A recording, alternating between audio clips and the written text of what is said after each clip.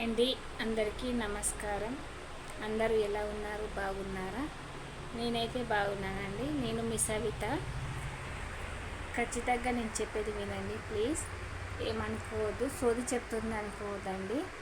మేమైతే గరీబాలమని మీకు తెలుసు. కష్టపడాలి, కష్టపడితేనే ఏదైనా ఫలితం ఉంటుంది. కష్టపడంది ఏ ఫలితము రాదు.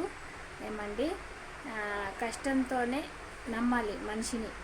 ఎదుటి వాళ్ళకు బాధ పెట్టొద్దు. ఎవరైనా సరే ఎదుటి వాళ్ళని బాధ పెడితే ఆ దేవుడు కూడా మనల్ని వెంటనే చూపిస్తున్నాడు ఈ రోజులలో.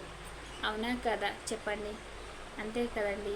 మనము మనస్ఫూర్తిగా ఉంటే, మంచిగా చేస్తే, మంచి పనులు చేస్తే మంచిగా ఉంటుంది. మనం తినే అన్నంలో చాలాసార్లు ఒలుకుపోస్తాము. అలా దయచేసి అలా చేయకండి. నేను కొన్ని రోజులు మా మామని వేసుకొని హాస్పిటల్లో ఉన్నాను.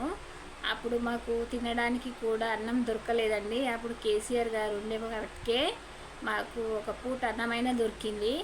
ఇప్పుడైతే అది కూడా లేదండి. చాలా వాళ్ళు పేదవాళ్ళు, రోడ్డు మీద అడుక్కునే వాళ్ళకు అస్సలు అన్నం దొరకట్లేదండి.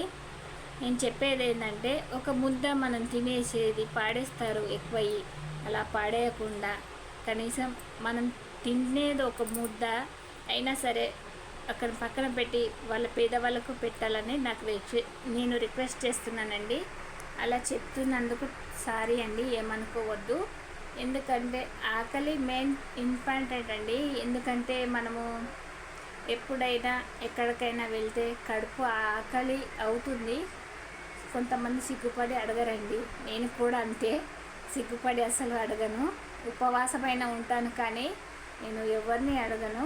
నేను చెప్పేది ఏంటంటే, మా మామయ్య గారు బాగాలేనప్పుడు హాస్పిటల్లో ఉన్నప్పుడు నాకు ఒక ముద్ద అన్నం కూడా దొరకలేదండి. అదే నా బాధ. కొద్దిగా సాయం చేయండి అందరూ కలిసి. ఒక పేదవాడికి ఒక ముద్ద అన్నం పెట్టండి. మనం ఎంతో అన్నం ఉలకపోస్తాం కదా, అది ఉలకపోయకుండా జాగ్రత్తగా తీసుకొని వెళ్ళి ఇవ్వండి ప్లీజ్. అదే నేను కోరుకునేది. Thank you so much. ఏమంటారు? నచ్చితే లైక్, కామెంట్, సపోర్ట్.